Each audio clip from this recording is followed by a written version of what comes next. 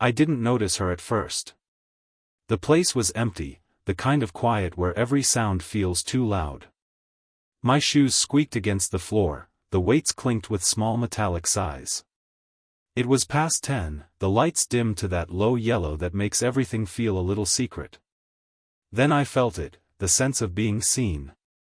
Not watched, exactly. Seen. She was standing near the row of treadmills, tying her hair back with a black band around her wrist. Mid-40s maybe, but she carried herself like time had decided to move around her instead of through her. She didn't hurry. She didn't pretend not to notice me either. Our eyes met in the mirror first, one of those strange, suspended seconds where reflection feels more honest than real life. She looked away first, but not fast enough to make it casual. I tried to keep lifting, focus on my set, but the sound of her sneakers moving across the rubber floor kept sliding into my head. I caught myself glancing again.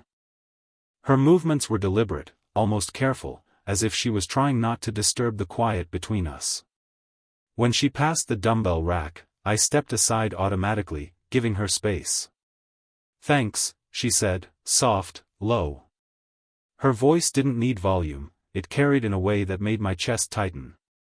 "Yeah," I managed, a word too short to cover everything that trembled under it. She smiled, polite, restrained, but there was something behind it. The kind of look that lingers half a second too long, then pretends it didn't. I noticed the small things, the faint perfume that clung to her hoodie, the silver band she still wore on her ring finger, the way her hair brushed her collarbone when she leaned forward to pick up a weight. She wasn't trying to impress anyone. That made it worse, or better, depending on what you call it when your pulse trips over itself. We worked out in silence after that, or something close to silence. The air had that charged stillness, like a song waiting for the next note. Every now and then our eyes met in the mirrors, both of us pretending it was coincidence. At one point she reached for a towel on the bench beside me. Her hand brushed mine, not enough to count as touch, just enough to erase the distance between us. "Sorry," she said quietly. "It's fine," I replied, though the word barely made it out. She nodded once, eyes flicking toward the exit as if she might leave, but she didn't. Instead, she stood there, close enough for me to catch the faint tremor in her breath. "Do you usually come this late?" she asked finally, not looking at me. "Only when I can't sleep," I said. A pause. Then she nodded, slow, thoughtful. "Yeah. Same." Something shifted then, something wordless but heavy. The space between us became too small for strangers and too big for anything else. The hum of the vending machine filled the silence. She moved past me, her shoulder brushing mine, and walked toward the locker hallway.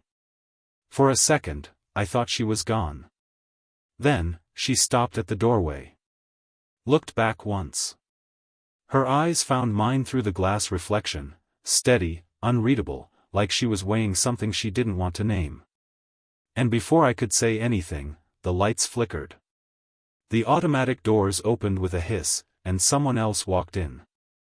She turned away, just like that, gone into the hallway's dimness.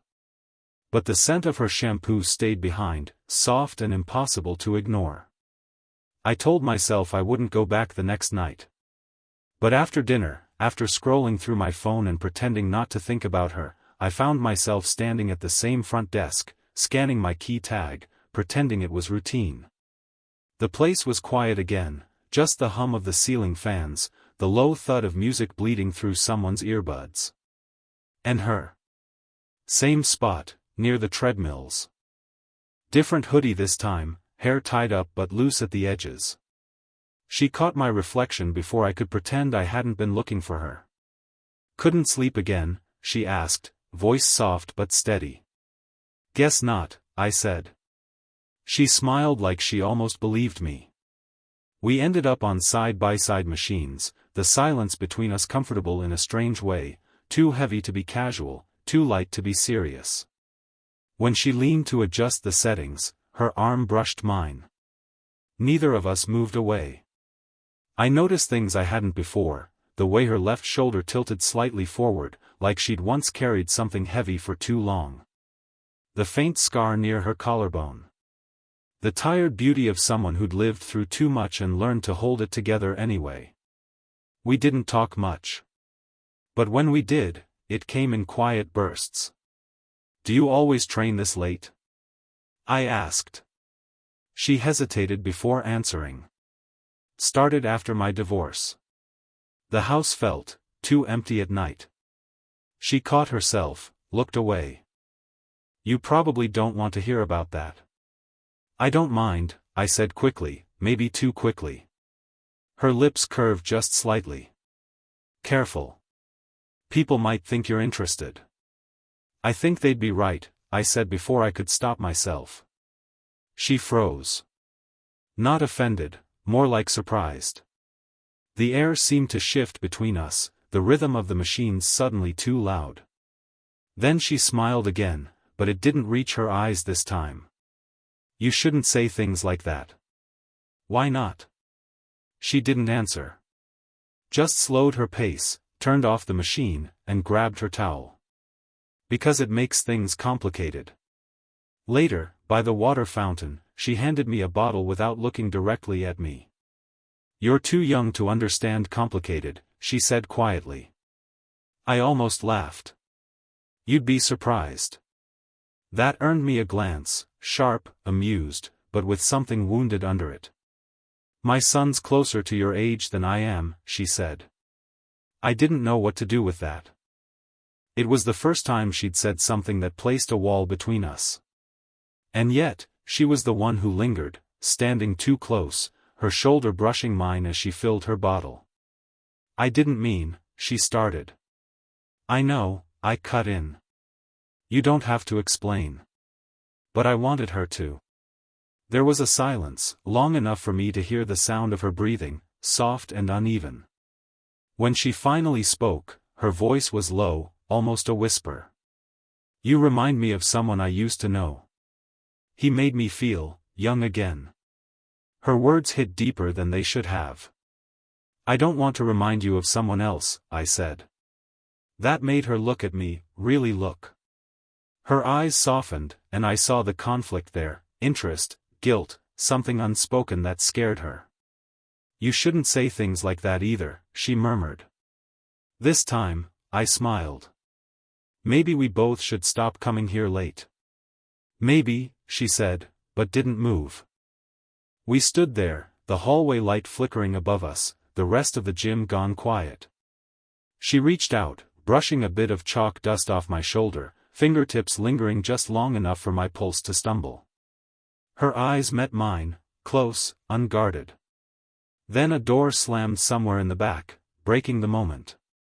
She stepped away, suddenly all composure again. "Good night," she said, slipping past me. But as she walked toward the locker room, she stopped at the corner and looked back, just once, her gaze steady, searching, like she wasn't sure if she wanted me to follow. I didn't. But I stood there long after she was gone, hands still tingling where she'd touched me, wondering what it was we were both trying not to start. 3 nights passed before I saw her again. Long enough to convince myself the whole thing was in my head. But then there she was, same hoodie, same quiet presence, leaning against the weight rack like she'd been waiting for something she didn't plan to admit. "Couldn't stay away either?" I asked. She didn't answer right away, just adjusted her earbuds and said, "You should stretch before lifting." That was her way of saying she'd noticed I'd come back. We worked in silence again. But this time, the silence had edges, sharp, humming. Every move felt aware. When she walked past, I could feel the warmth radiating from her skin, smell the faint trace of soap from her hair. At one point, I caught her watching me, not in the mirror, but directly. No pretending this time. She didn't look away until I did.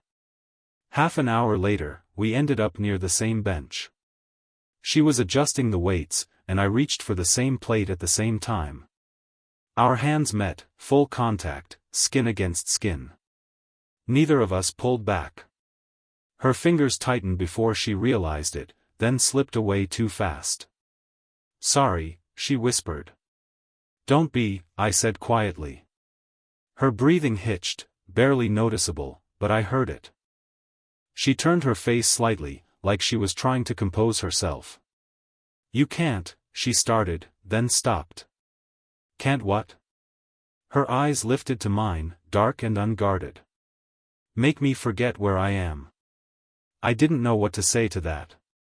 There was a truth buried in her voice that scared me a little, not because of what it meant, but because I felt the same. We were standing too close when it happened, a sudden buzz from her phone on the bench beside us. The screen lit up, a name I didn't recognize. She reached for it fast, maybe too fast. "Everything okay?" I asked. She hesitated, locked the screen, set it face down. "Just my son." Her tone was even, but her hands trembled slightly when she picked up her water bottle. For a second, guilt slipped into the space between us, heavy and invisible. The reminder of the world outside this quiet gym, of people who might see, or judge, or worse. "We shouldn't," she began again. But I moved before she could finish, not touching her, just stepping close enough that she had to look up. "I know," I said. Her eyes searched mine, not angry, not afraid, just uncertain. Like she was trying to measure how much of herself she could still hide. The air between us felt alive. She exhaled slowly, and I could feel it, warm against my throat. I wanted to close that small gap between us. She didn't move away.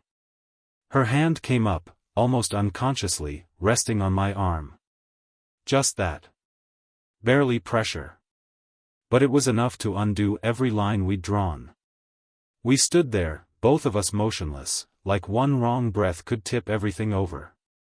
Then the sound of the front door opening snapped us apart. A man's voice called out, the night attendant, checking the floor. She stepped back instantly, eyes wide. I turned away, pretending to fix a dumbbell. "Good night," she said quickly, voice trembling just enough for me to catch it. But when she passed me on her way to the locker room, she brushed her fingers lightly across my hand, so quick it could have been an accident. It wasn't. I looked up just in time to see her glance back once, the ghost of a smile tugging at her mouth, something between apology and promise. Then she disappeared down the hall again, leaving the air behind her charged and unsteady. I stayed where I was, heart pounding, knowing we were both past pretending now, and that next time, neither of us would have the strength to pull away. I hadn't seen her for 4 days. For days of pretending not to wait for her, for nights checking the gym cameras on my phone app just to see if her car was there. It never was. Then, on the 5th night, she walked in. Late. Almost closing time. Hair still damp from a shower, sweatshirt half-zipped. She looked tired, and beautiful in the kind of way that hurts to look at too long. "You disappeared," I said before I could stop myself. She paused, eyes flicking up. "I needed space." "From what?" She exhaled through her nose, not answering. The silence pressed between us, heavier than any weight in the room. Finally, she said, "You're too young to understand what this would mean." "I understand enough," I said quietly. She laughed once, a small, brittle sound. "You think you do. But people talk. They see a woman my age with a guy like you and they think, I don't care what they think." Her jaw tightened. "But I do." That stung more than I wanted it to. I stepped closer, not enough to corner her, just close enough that I could smell the faint scent of rain on her clothes. "Then why are you here?" She looked at me, really looked, like she hated the answer she was about to give. "Because I tried not to be." The words hit like a spark. Neither of us moved for a long second. The music from the speakers faded into static, and all I could hear was her breathing, soft, uneven. She turned away first, running a hand through her hair. "This isn't right," she whispered. "Then stop looking at me like that." She froze. Slowly, she faced me again. The look she gave me wasn't careful anymore. It was raw, the kind of look you only give when the lie's too heavy to keep. "Do you have any idea what you're doing to me?" she said, voice trembling. "Probably the same thing you're doing to me. I don't know who moved first." 1 second we were standing apart, the next she was close enough for her shoulder to brush my chest. My hand lifted, almost without permission, and brushed a loose strand of hair from her face. She didn't pull away. Her eyes fluttered shut for half a heartbeat, her breath catching when my fingers lingered too long. "Don't," she whispered, but it didn't sound like a warning. "I can't help it." Her hand came up then, light against my wrist, not pushing, not pulling, just there. Her touch was steady, but her breathing wasn't. "I don't want to ruin your life," she murmured. "You won't," I said. "You might ruin mine if you keep walking away, though." That made her laugh, quiet, hopeless. She leaned forward, forehead almost touching mine, eyes closed like she was fighting herself. I could feel the warmth of her skin, the tremor of her breath, the faint perfume that made every part of me want to close the distance. Her lips parted slightly, not enough to kiss, just enough to undo me completely. "Tell me to stop," I said. She didn't. For a second, the world disappeared, no gym, no rules, no numbers on a clock. Just two people standing on the edge of a decision they couldn't unmake. And then, a phone rang. Loud. Shrill.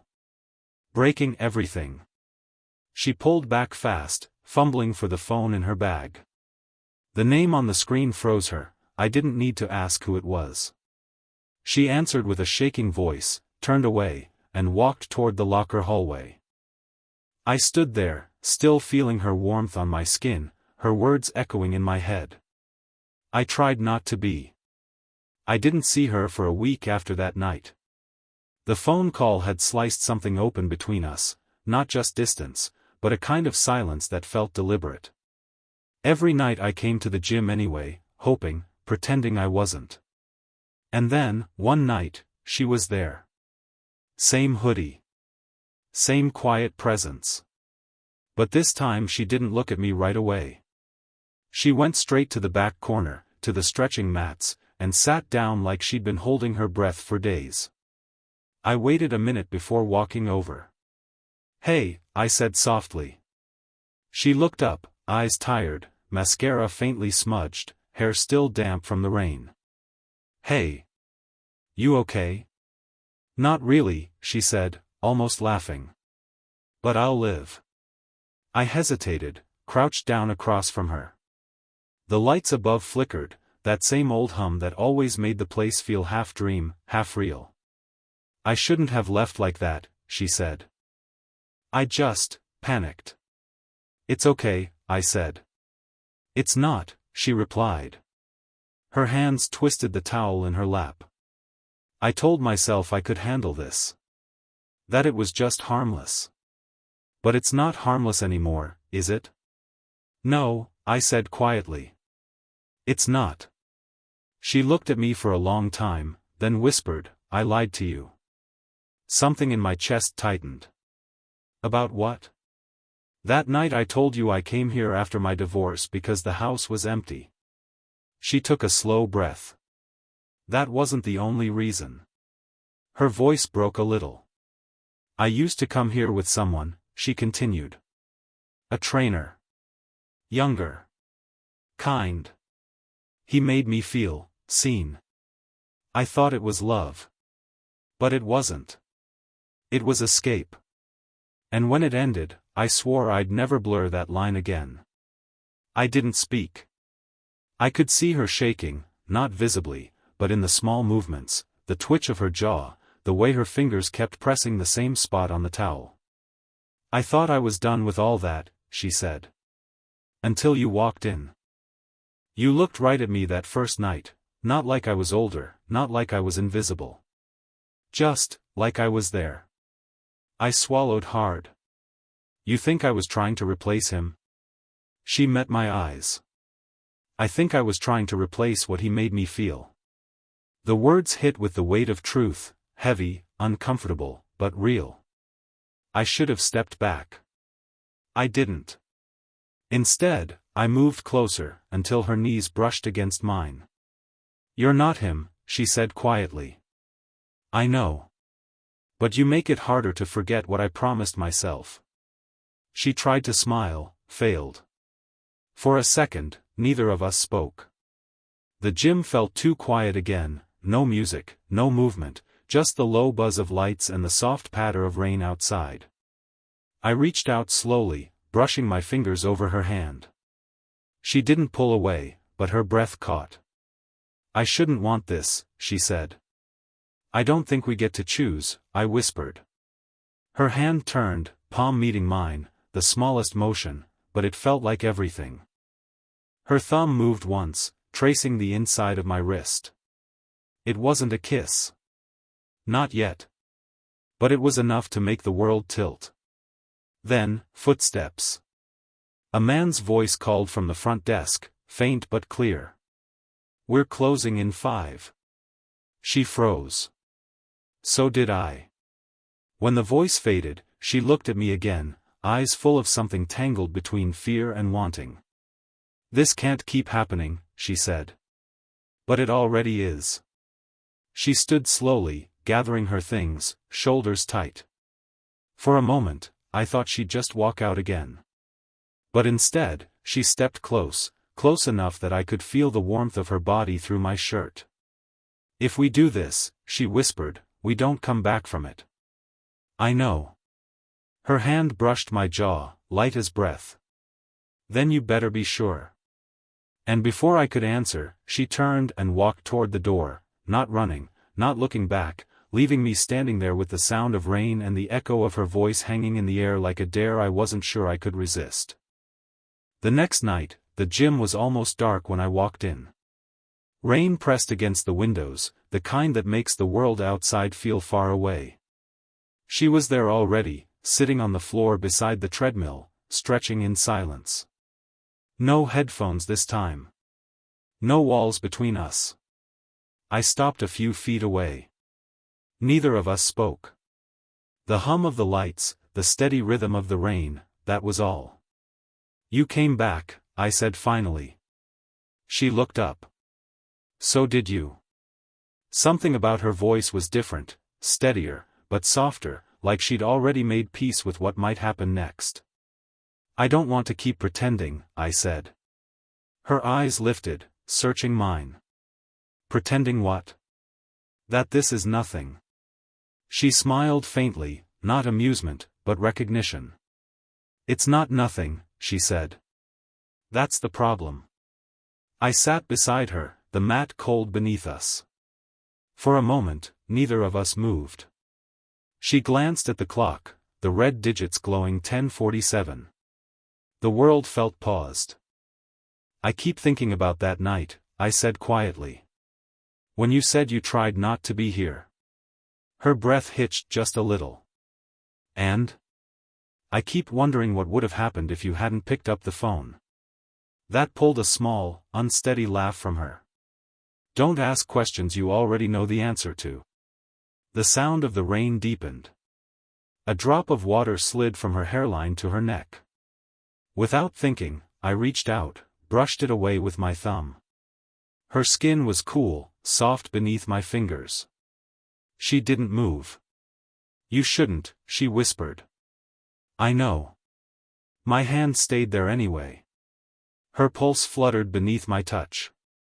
She turned to face me fully then, close enough that I could see the faint lines around her eyes, the tired beauty that made her seem more real than anyone I'd known. "You'll regret this," she said. "Probably," I murmured. "But not tonight." The air between us thickened. Her breath met mine, shallow, uneven. She lifted her hand, hesitated, then rested it on my chest. It wasn't passion, it was surrender, quiet and shaking. "I've spent half my life doing the right thing," she said, voice trembling. "And I'm still alone." "Then maybe it's time you stop," I said. For a long second, neither of us moved. The world felt still, the rain louder, our hearts louder still. She leaned forward just slightly, the smallest motion, but enough to erase the last inch between us. Her forehead touched mine. That was all. We stayed there, not kissing, not speaking, just breathing the same air, both of us shaking, both knowing this was the moment everything could change.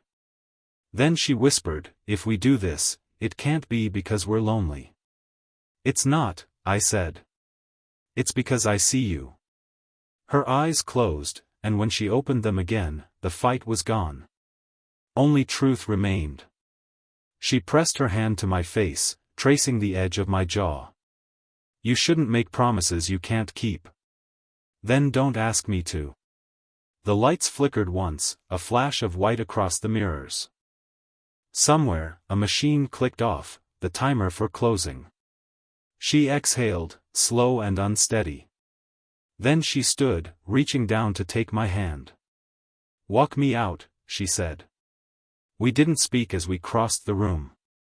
At the door, she turned to me, her hand still holding mine. "We can't stay here forever," she whispered. "I know." Her fingers tightened. For a second, it felt like she might pull me close, like the world would finally break open, but she didn't. Instead, she smiled, small and real. "Then don't make me disappear again." And with that, she stepped into the rain. I watched her go, the woman who'd made me forget how to breathe, and remember what it meant to feel seen. And for the first time, I didn't follow. 2 weeks passed before I saw her again. The gym felt different now, brighter, louder, too full of other people's noise. I almost stopped coming. Then one evening, I caught a glimpse of her reflection in the mirror near the dumbbells, and everything else went still. She wasn't in workout clothes this time. Jeans, a light sweater, hair loose around her shoulders. No armor. Just her. I froze halfway across the room. She smiled, a small, uncertain smile that said I didn't know if I'd see you again. I walked over slowly, trying to act casual, failing completely. "You look different," I said. "So do you," she replied. "Tired. Missed a few good nights of sleep." Her smile widened, softening. "Me too." We stood there, quiet, surrounded by the hum of treadmills and clinking weights, ordinary sounds that suddenly felt miles away. "I've been thinking about what you said," she murmured. "About seeing me." "And?" She looked down, brushing her thumb along the strap of her bag. "I think I started to believe you." That pulled something loose in my chest, relief, maybe, or just the ache of finally hearing what I didn't know I needed. "I was scared," she said. "Not of you. Of how easy it was. I thought it would make me feel foolish." "And did it?" She looked up again, eyes steady. "No. It made me feel alive." Neither of us moved for a moment. Then she took a small step closer, close enough that I could feel the warmth coming off her skin. "Everyone's gone," I said, glancing toward the empty row of machines. I noticed. Her voice was low, quiet, carrying the faintest tremor. She reached out, her fingers brushing the back of my hand, once, twice, before sliding between mine. The contact was simple, but it grounded everything. 2 hands, warm, human, no pretending. "I don't want to hide anymore," she said. "Not from what this is. Not from you." I nodded, barely trusting myself to speak. "Then don't." We stood like that, hand in hand, breathing in the faint smell of metal and detergent and rain drifting in through the open door. She leaned forward until her forehead touched my chest. My arms came up around her, slow, careful. She fit there easily, not because it was perfect, but because it was real. Her voice was muffled against my shirt. "People might not understand." "They don't have to," I said. She pulled back just enough to meet my eyes. There was that same look, the one from the first night, only softer now. No walls. No pretense. Her palm lifted, resting against my cheek. You know this won't be simple. Nothing worth it ever is. For a long second, we just stood there. Then she rose on her toes and pressed her lips to my forehead, a quiet, steady kiss that felt like forgiveness and beginning all at once. When she stepped back, I caught her hand again, fingers tightening around hers. So what now? I asked. She smiled, not an answer, just a promise. Now we stop pretending we don't want the same thing. Outside, the rain had started again, softer this time. We walked out together into it, neither leading nor following, just moving side by side. No more mirrors. No more half measures. Just her hand in mine, steady and sure. For the first time, the quiet didn't feel empty. It felt earned. 1.